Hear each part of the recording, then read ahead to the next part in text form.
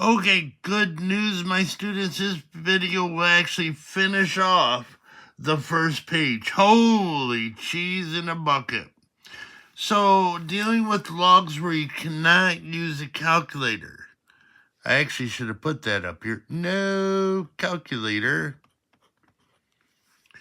What I think is smart is to switch it to an exponential and then work it that way because we're used to that. We're not used to logs. So this is your base, this is your power, and this is what the whole thing equals.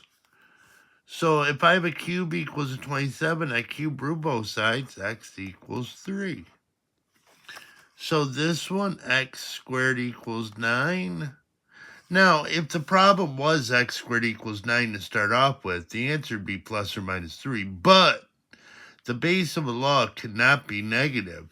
So we square root, we get x equals 3. So this one we would have 9 to the x power equals 27 square root of 3. Tricky problem. Most people get this one wrong. But we switch it to the base. The common base is 3 to all 3, so it'd be 3 to the 2x. This is 3 cubed. And if you remember, the index of the radical goes in the bottom of the power, so it'd be 3 to the half. Now, when you multiply two things the same base, you add the powers. So this would be 6 over 2 plus 1 over 2.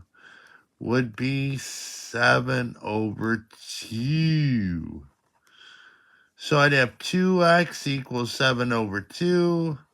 Divide both sides by 2, and x is 7/4. So I have 3 problems right here. So do these 3 and then turn me back on.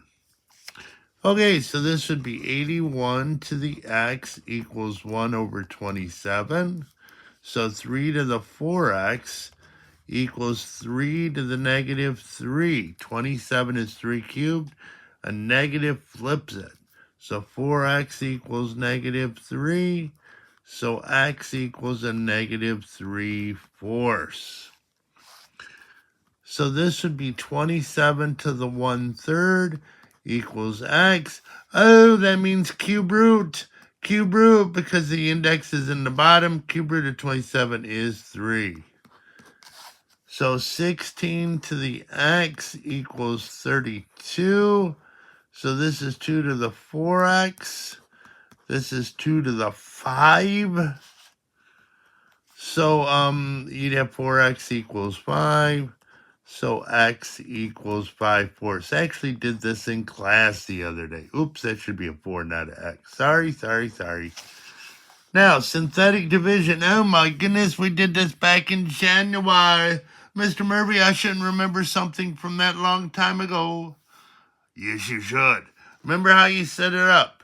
The opposite of this number's the number we use. Then you make a step, I call it, or a weird division symbol. Then you go the coefficients going down 1 power at a time. So third power, the coefficient's 1, then 4, then negative 10, then 2. Now remember how you do it. It's bring down, multiply, add. Bam! Bring down, multiply, add. Bam! Bring down, multiply, add. Bam! I hope that didn't give you a seizure, by the way. Didn't even think about that. So bring down, multiply, 2 times 1 is 2, add it to the next term.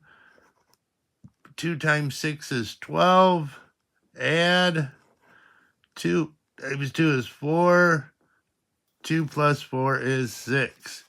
So the remainder is 6. So on the test or the final, it says state the Q and R, the quotient and remainder. Remainder is 6, and this is the constant x coefficient x squared, so it'd be 1x squared plus 6x plus 2. Now, I probably should have did more than just 2 of these, but for some reason I did 2. Opposite numbers, -2. Then starting 4 powers, so I won. Oh no, there is no third power. So I put in a 0. Then -3, 1, -4. Gee, if I could only remember the steps. What was that? Bring down, multiply, add. Bam. Here, let me say it again to give you a hint. A hint. Sorry. So it's bring down, multiply, add. Add, so that'd be -2. That's 4. That's 1. That's -2. That's -1. That's 2. So the remainder is -2. So we go constant x coefficient x squared x cubed. So it'd be 1x cubed minus 2x squared plus x minus 1. Well, I hope that looks familiar. Hey, the first page is done. Next video will be starting page 2. Bye-bye.